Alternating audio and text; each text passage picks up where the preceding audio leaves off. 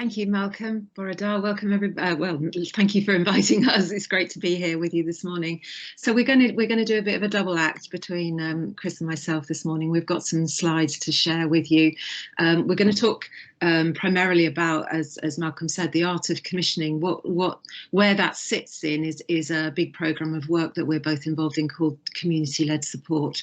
So we're going to just start off with some slides describing what community-led support is and where or how the art of commissioning sits into that.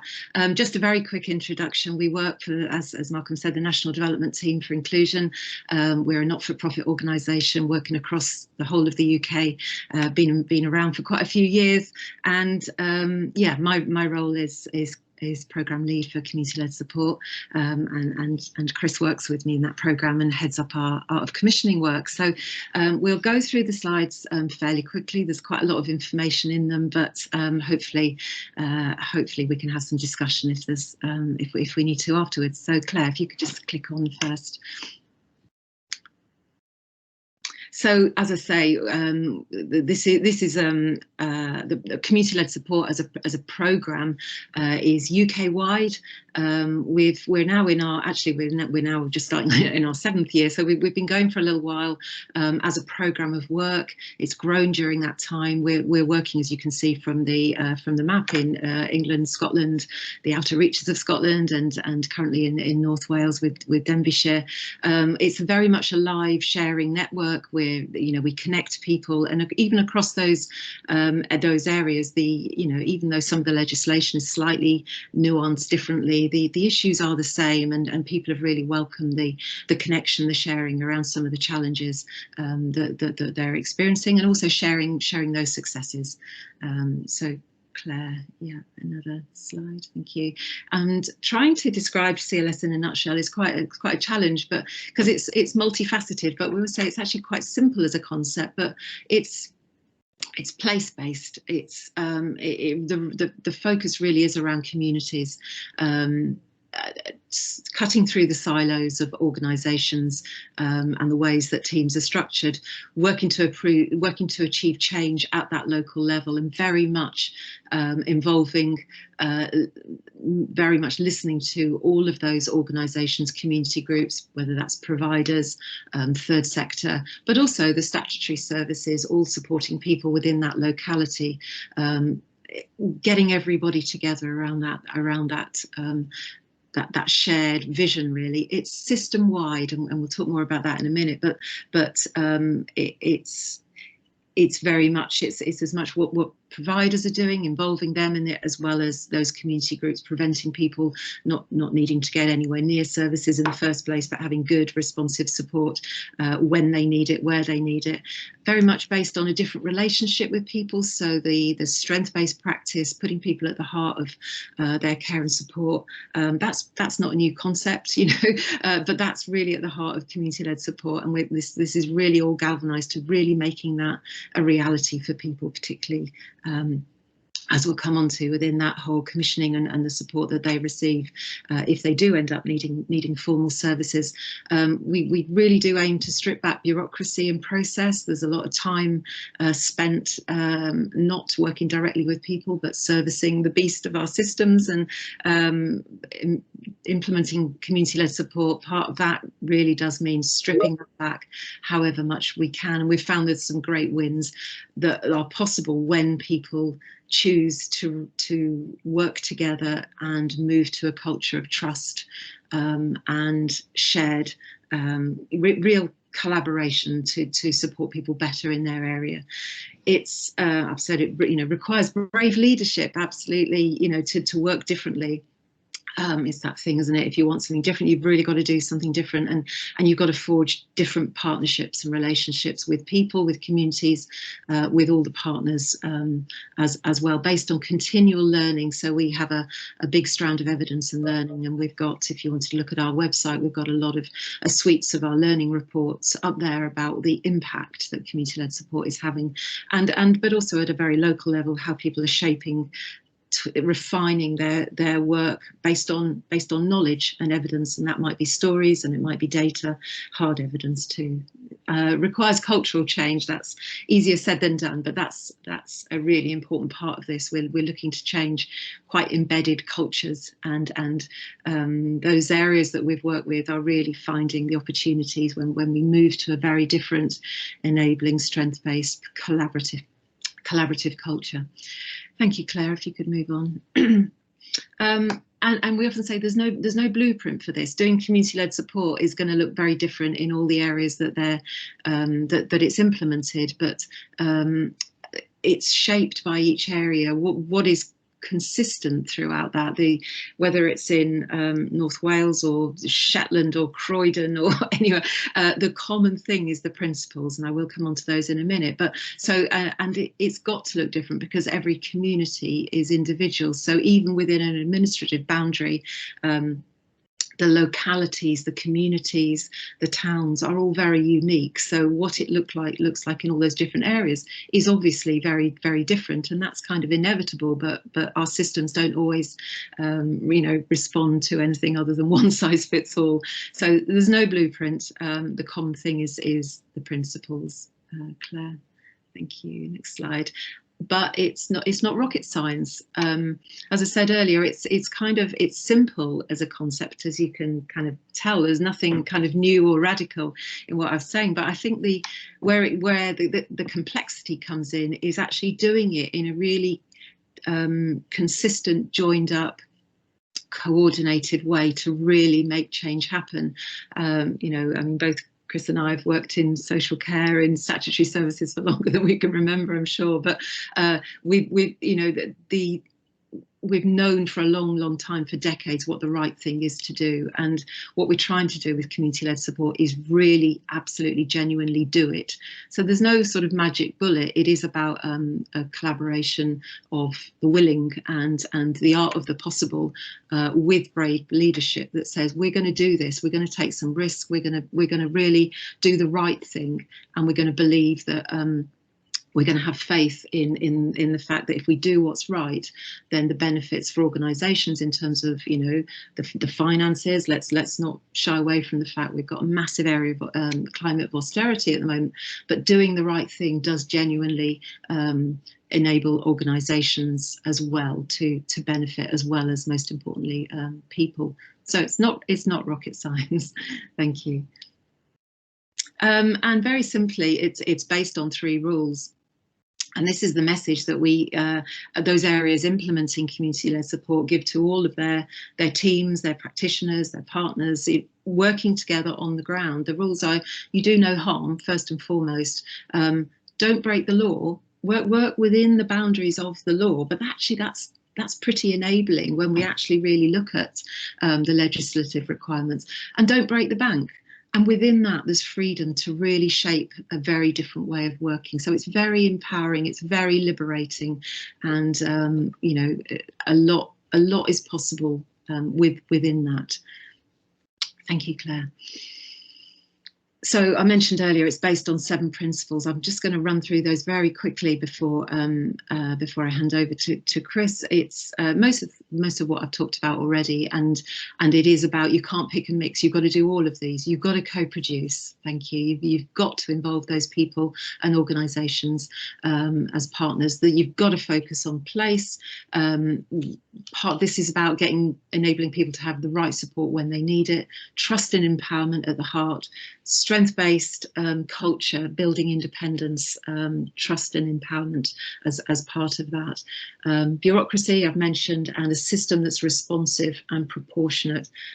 It sounds really ambitious, doesn't it? But it's all very possible when we work differently, and the benefits are many when we implement those principles in a concerted way. Thank you, Claire. So this slide is really just to say, ultimately, by working together, whether that's with provider organisations, local people, community groups, statutory organisations, health, social care, housing, everybody is in it for the same aim, which is basically to support people in that area to live a good life in a way that is meaningful to them. And I think finding that shared vision and that shared goal is quite powerful, because then it's about what do we all bring to that. Sharing resources, one of those principles was to enable that to happen. And the art of the possible really comes into play then, because don't break the law, don't break the bank, do no harm. You know, a lot is possible even within the limited resources that everyone's working within, if we're bold enough to work differently. Thanks, Claire.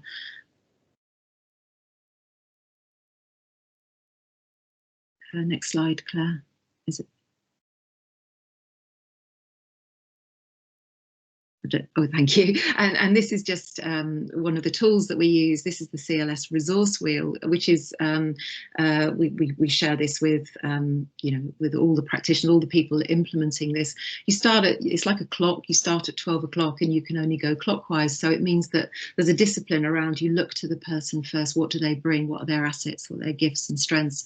And then you look to the people around them. You look at what's around them in their community, and then the formal support only goes in around that when it's needed, for as long as it's needed.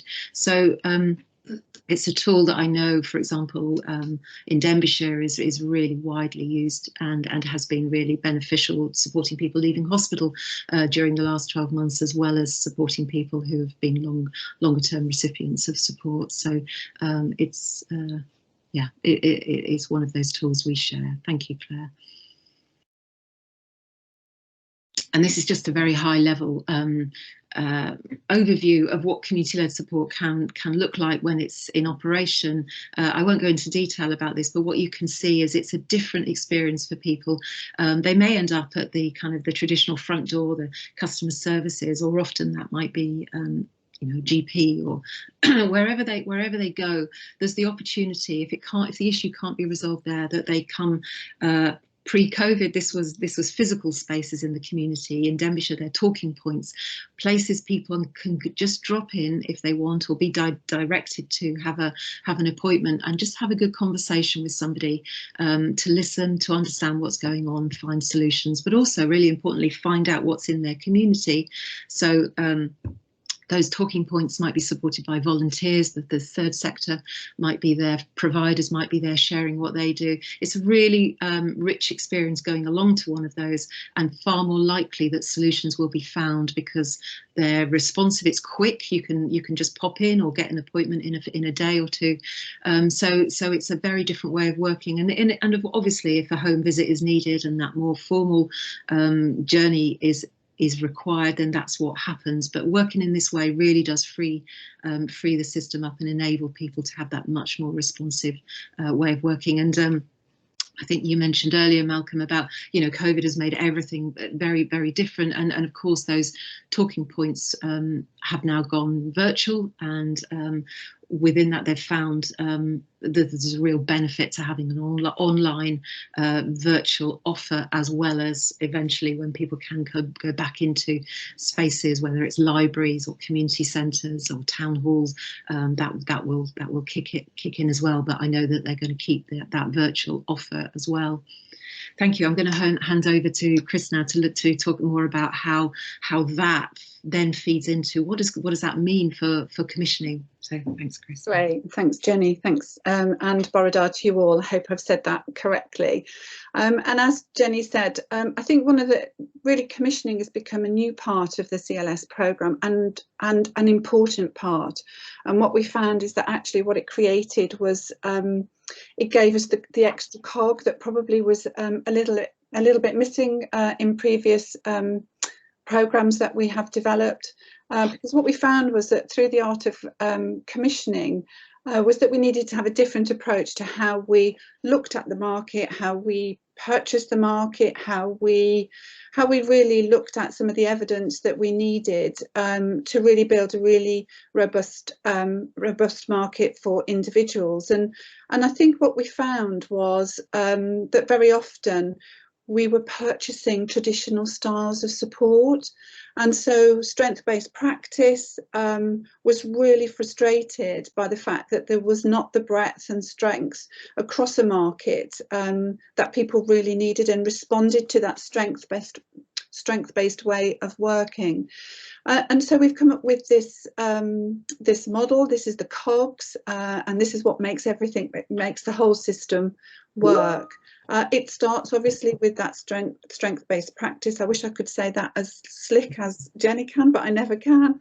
But it is about having those good conversations, and as Jenny said, really using the resource wheel and starting from what's important to people, what are their strengths, working with the people around them, and then importantly using all of those community assets that are rich within our communities. And I think one of the things that COVID has really strongly demonstrated is the strength of our communities and how much richness and how much assets are out there that we really need to capitalise on.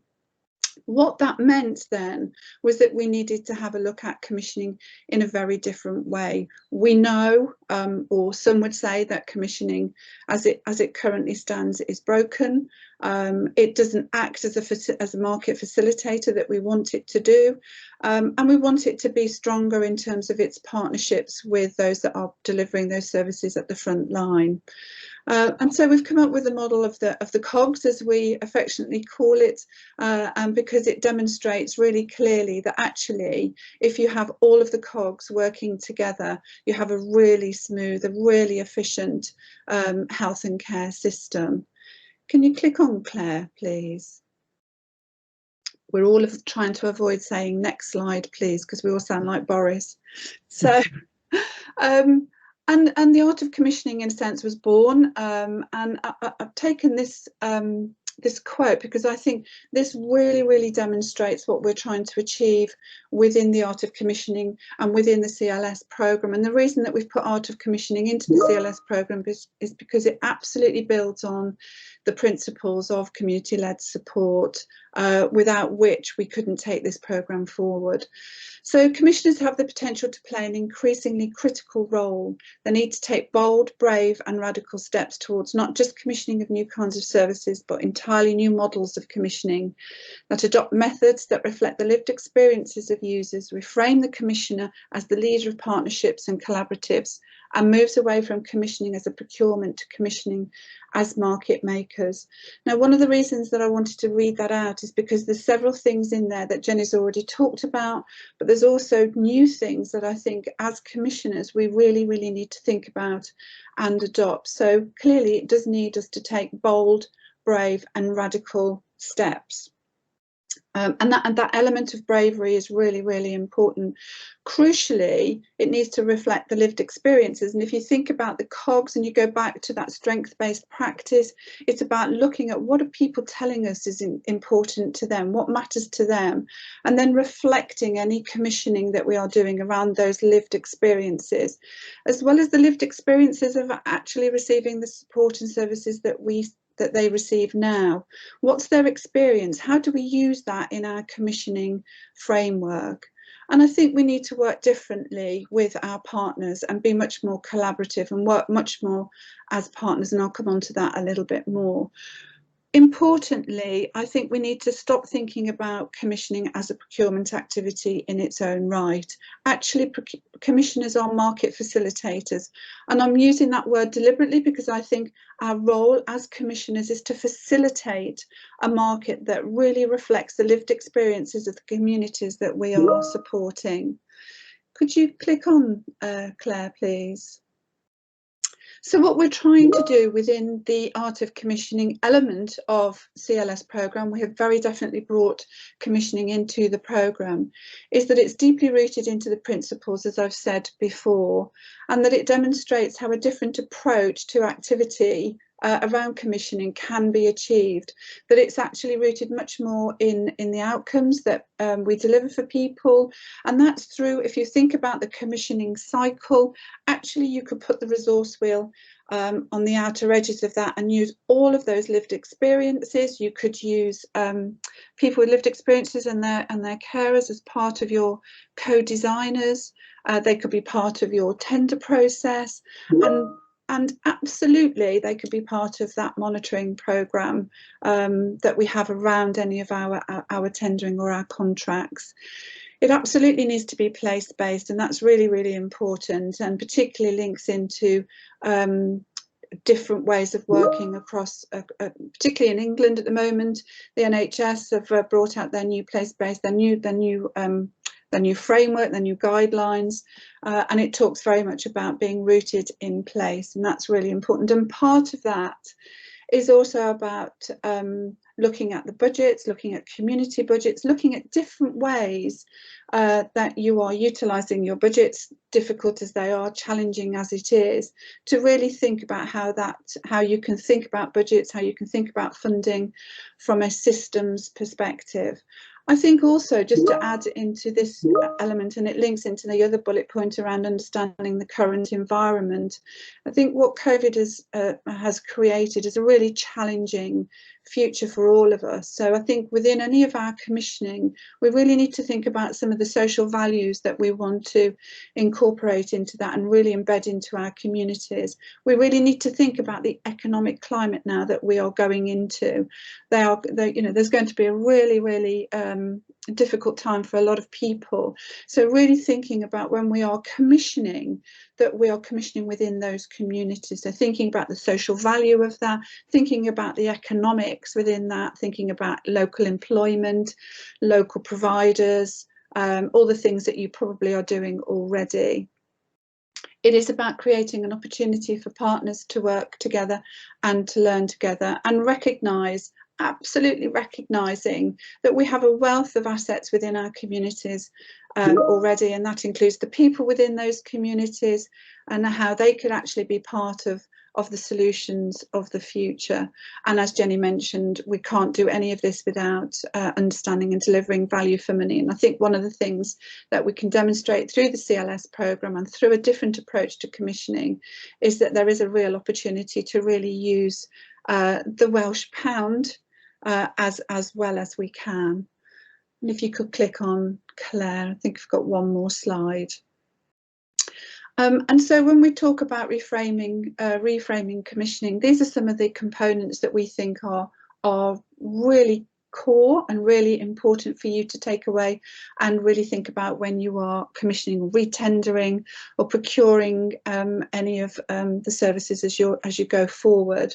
It absolutely needs to be co-designed with people, with those people with lived experiences, with residents within communities, and that co-design should exist across the whole of the commissioning cycle. It isn't just about when we start off and asking for their views and their opinions about what needs to be commissioned within their local community, but actively engage them, actively involving them in that commissioning cycle all the way through. And as I said earlier, importantly, asking them to be part of your evaluation and your learning and your monitoring of the services that they are actively in receipt of.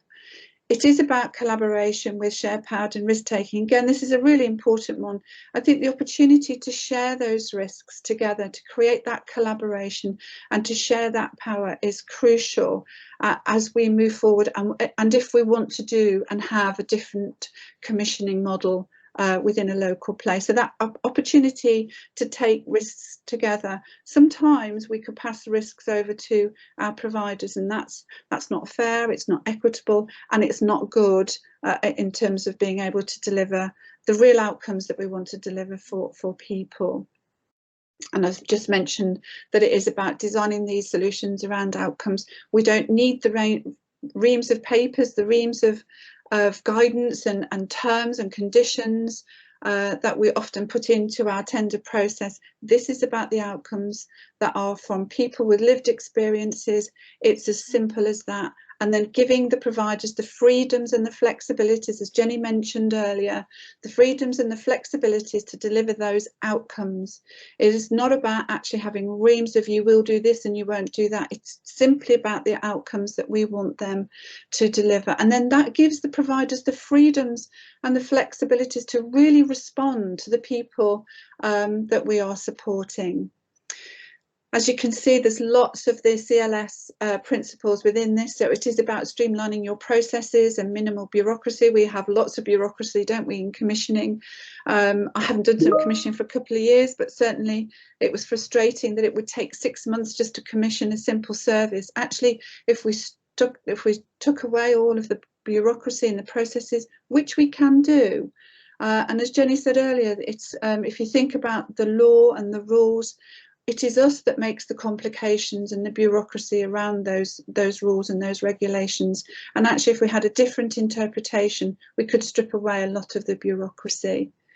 It is about beginning to trust each other. That's a challenge for some areas, but it is about particularly trusting our providers, and it is about that shared partnership.